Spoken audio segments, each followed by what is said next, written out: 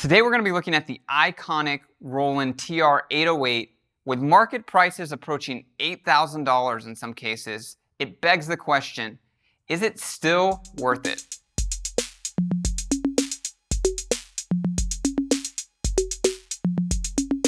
Hi, this is Zach from Alamo Music here in San Antonio, Texas. You can find us online at alamomusic.com.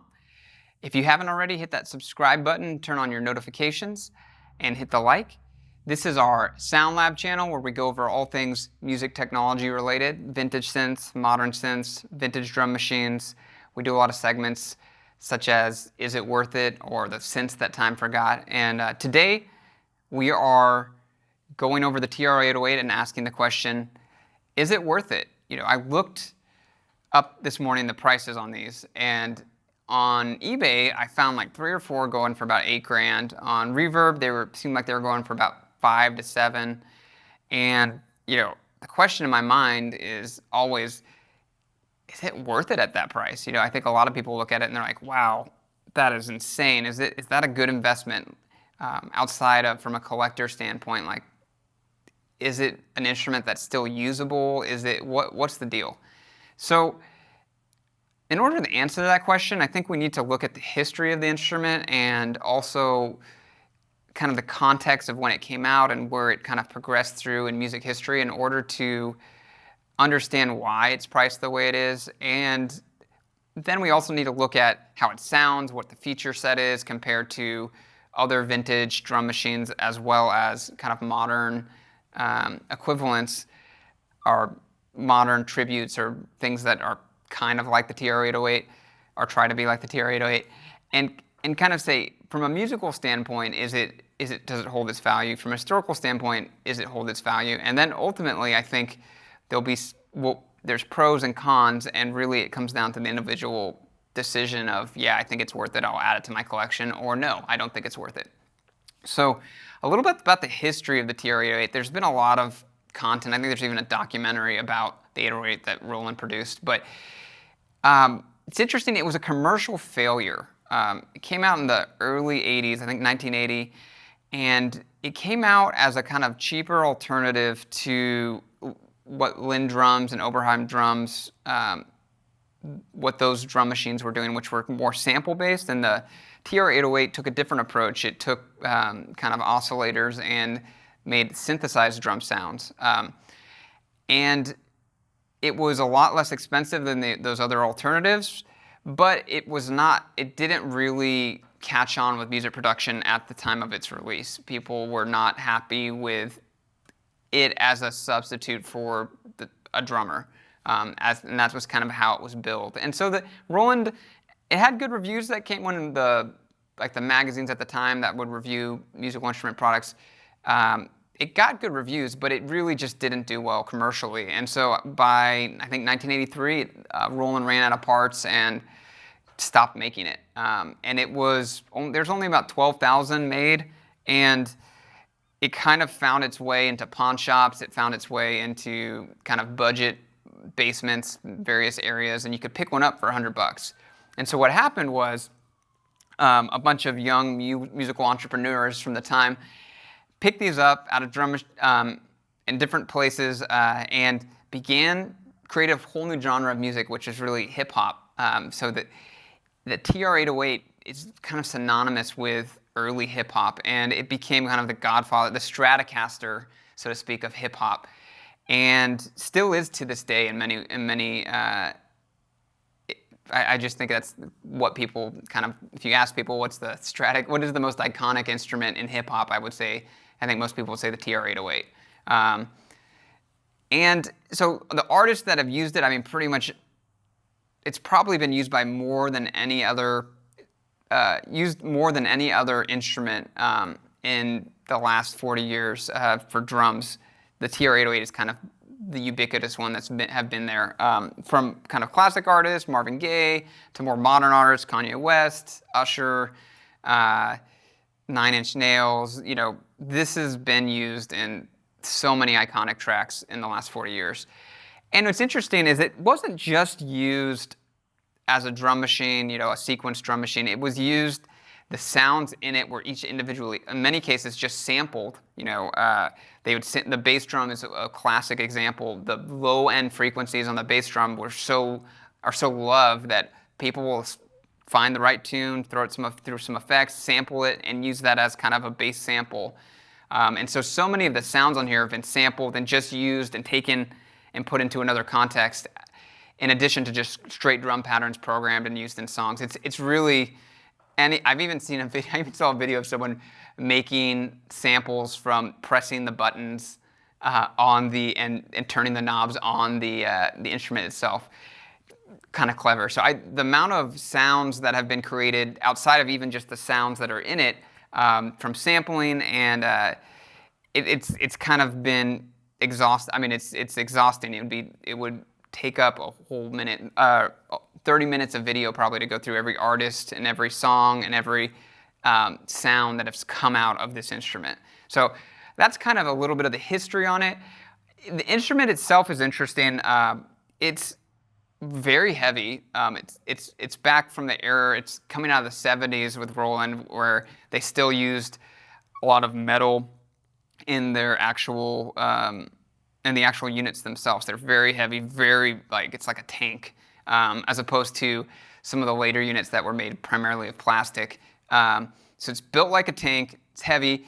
It's kind of pre-modern in a lot of ways for a drum machine. It doesn't have MIDI unless you retrofit it. It doesn't have a stereo out, so you can't pan anything. Their solution, well, a really cool thing about it is it has individual outs for every voice, so you can kind of run all the voices into a mixer and pan it. But that's, most drum machines today, you have a stereo out and you can pan it inside in the unit itself through controls. So it's really pre-modern, so it's interesting in the way that when you use it, it's not intuitive. It's very unintuitive, actually, to program and to get the patterns to create songs within it, and anything beyond the kind of 16-step sequence, a basic pattern, to get it to combine patterns and make songs. Not very intuitive. And it's also limited in what you can do with modifying the sound. So there's a few, there's tuning and tone control and decay on the bass drum, and a setting called snappy on the snare drum. So in order to really modify the sounds, that's why it was sampled so much and people would modify it outside of the instrument itself. You would have to get it modded, which this one is modded with extra attack, decay controls, and tuning controls. And so it's a pre-modern instrument, which is interesting. Again, when you're talking about investing $5,000 to $8,000 in an analog vintage drum machine, you have to be honest about it and say, yeah, this has more limitations than a lot of instruments that you can get today, that analog drum machines. So, there is something also. All that said, there's something magical about its limitations. I always think that constraint breeds creativity, and so the limitations of this instrument force you to be creative in ways that are not necessarily hoops that you have to jump through that you don't necessarily have to do when you're doing kind of maybe using Fruity Loops or something to create a beat. And that sometimes brings creativity out of you as a musician. So I think it's one of its strengths as well. So it's the amount of sounds that are in it. I think it's 16. It's 12 basic sounds, and you can flip between a few on the toms, and congas versus toms, or rim shot versus clavs, hand clap versus maracas. So it's a limited set of tones, but all really classic and iconic tones. That, again, I would say people have sampled each one of these and used it to create an entire song on its own. And then the pattern length, you can look up a lot of those things online. That it's got limited storage for patterns, and the way you can kind of switch between and kind of sequence them, it's very limited. It's very, again, pre-modern. It does have some ability to do fills, and really, people that are really fluent with it can perform with it, but it's not really a performance instrument. It's really more of a studio piece. Not easy to use as a performance instrument, and not really meant to be carted around because they do break, and they are expensive to fix. Another kind of interesting thing about them is there's arguments about why the sound in the 808 is so iconic, and one of the like the history goes that there's faulty, I think they use faulty transistors inside of it, and that was part of the magic. I think they were like discarded from some other manufacturing facility, like, this has an interesting tonal quality, and because they were faulty, and they weren't faulty in the sense that they'd break, but they weren't. The company built whatever company they were built these transistors, they were deemed not good for the use that they were created for, and so Roland bought them because they were good for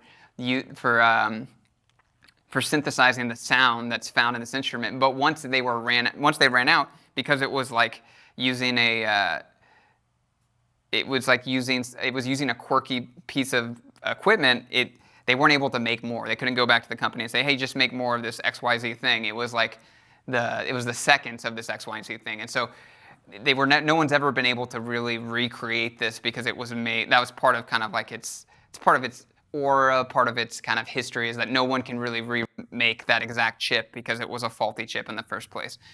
Again, that's part of the lore. Is it true? Is it not true? I don't know. It is kind of a cool story. So let's get into listening to this and kind of hearing what it can do, so you can get a sense of the sounds.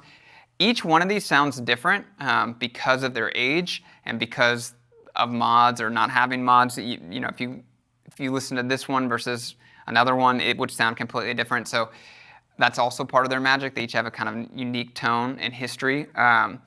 But we'll listen to this one, see what it sounds like, and kind of give you a feel for it. And then we'll come back and talk about some alternatives, and vintage alternatives, as well as some modern alternatives. And yeah, so let's check it out.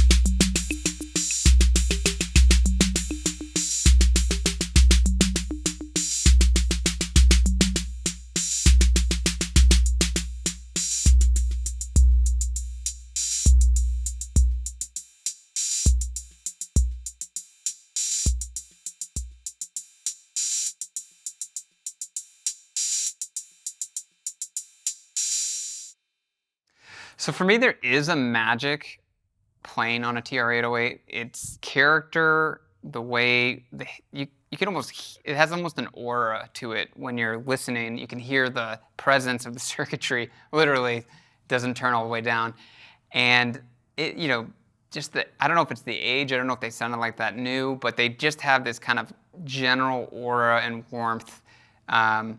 And kind of magic about it. In some of the tones, particularly the bass drum, the snare drum, the hand clap, they just are so iconic, and you can kind of hear so much in them when you're playing with it. So it's really magical to play with one of these. And it also is fun to be playing on something so historical. So there's a lot of kind of magic to that. So it might be all psychological, it might be real, who knows. But there is a true magic to these when you're playing with them.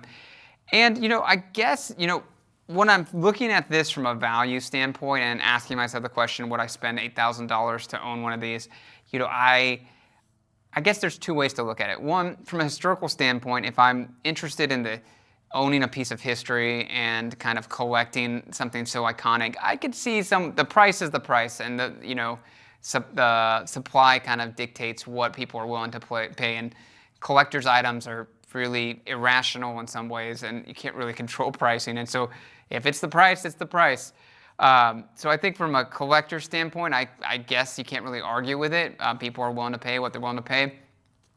But from a musical standpoint, if you look at it, is it unique enough to, not from just a collector standpoint, is it worth $5,000, $6,000, $7,000, $8,000 to add it to your arsenal of things, tools, instruments, paintbrushes to create today? Is it still worth it? I mean, I think from that standpoint, it's a harder thing to say yes to. There's so many other vintage drum machines and modern analog and digital emulations of the 808 that you can get really close musically. Even samples, like someone actually sampling, not even an emulation. You get so close to the sounds found in this instrument that I think it's a stretch to say that you need it in your musical toolkit for $8,000. I think that's a stretch. So we already kind of in the video, right after we played this, and you saw some of the other budget options. So I wanted to talk about those briefly. So budget options in the vintage analog world. Two, I have them right here, the CR8000. Was produced around the same time as the TR-808. It's done in the 70s CompuRhythm style box, so it's kind of the last CompuRhythm style box that Roland made, and had the same circuitry that was in the 808, so the sounds inside of it sound nearly identical, but it was limited in that there's no tone modifications at all on any of the sounds. It only has a single mono out, so you can't separate each of the sounds like you can in a 808. And it's also pre-MIDI, and the programming is even harder on the CR8000 than it is on the 808. It's more limited and more difficult. So, it's same thing, not really a performance instrument, but it is a much less expensive way to get into a TR-808 sounding vintage instrument. I think they go for between $600 and $1,000, and very cool. It's also got that kind of organ style drum tones built in, so it's got a bunch of preset patterns like the old drum machines did, which is a lot of fun too from a songwriting standpoint. You don't have to think through the rhythm design. And then the other one that I have is the TR606, which is really more associated with like techno, house music, acid music, more in the line of TR909. It does sound more like an 808 or a CR8000, but it's even, again, super limited, pre-MIDI, doesn't have any kind of tone controls. Really easy to use from a programming standpoint, the easiest of these three. So it's a lot fun, like very easy to use, fun, but very limited. But also very inexpensive. Like you can get them for $400 or $500. And Behringer just made a clone, an RD6. I think it's just coming out. That's very similar to that. If you wanted to check it out, it's like $200. And then finally, the RD8, Behringer RD8 is a modern analog recreation of the TR-808.